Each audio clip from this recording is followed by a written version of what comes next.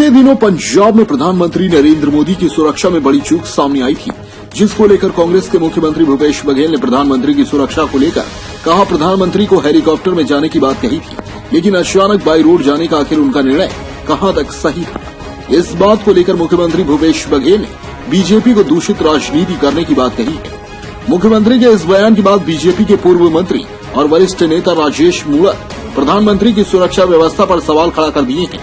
उन्होंने कहा है कि प्रधानमंत्री पूरे देश का होता है और वह अगर किसी प्रदेश में जाते हैं तो उनकी सुरक्षा की पूरी जानकारी उस प्रदेश के मुख्यमंत्री को होती है और इतनी बड़ी चूक हो जाना यह एक बड़ा सवाल का विषय है और इस पर उस प्रदेश के मुख्यमंत्री ने माफी मांगी है।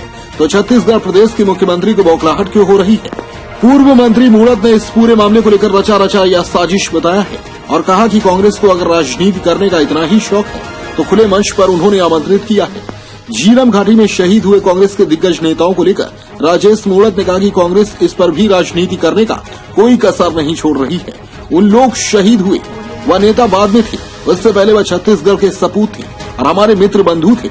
हमें भी दुख है कि इतना बड़ा घटना हुआ। और तो और मुख्यमंत्री भूपेश बघेल यह कहते हैं कि हमारे पास पुख्ता सबूत है इस मामले को लेकर, तो आखिर वह सबूत पेश क्यों नहीं कर रहे हैं? बंधुवर, पूरे देश के अंदर प्रधानमंत्री जी की सुरक्षा को लेकर के डिबेट चल रही है।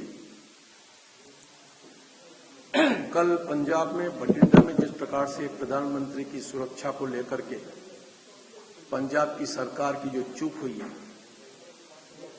और जिस प्रकार से जिस गंभीरता के साथ में पंजाब में कांग्रेस पार्टी की सरकार को ध्यान रखना था, प्रोटोकॉल के नियमों में प्रधानमंत्री जी जब आते हैं तो सामान्यतः मुख्यमंत्री से लेकर डीजीपी और चीफ सेक्रेटरी तक लोग रह करके वहां पर उनकी अगवानी करते हैं। लेकिन दुर्भाग्य के साथ मैं कह रहा हूं कि न वहां डीजीपी था,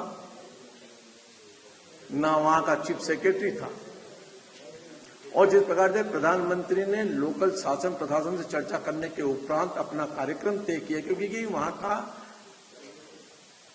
जिस स्पॉट पे जाने का था उस स्पॉट का बारिश हुई थी, उसके कारण व्यवधान उत्पन्न हुआ। लोकल प्रशासन से सहमति होने के बाद में अपने कार्यक्रम स्थल जाने के लिए लोकल निकले। लेकिन जिस प्रकार प्रधानमंत्री के काफिले को रास्ते के अंदर कथाकथित लोगों ने रोक करके व्यवधान डालने का जो काम किया, उस सरकार की जो चूक हुई है और सरकार ने जिस प्रकार से लाइन ऑर्डर कंट्रोल करने की रिस्पॉन्सिबिलिटी लोकल सरकार की रहती है, उसके बाद में भी वो सरकार वहां पर व्यवस्थित नहीं कर पाई। जिनको लाइन ऑर्डर ठीक करने की जिम्मेदारी थी वो खुद आंदोलनकारी के साथ में मिलकर के चाय पानी नाश्ता करते हुए दिख रहे हैं। प्रधानमंत्री की सुरक्षा की जिम्मेदारी पूरे देश की, समाज की, सबकी है।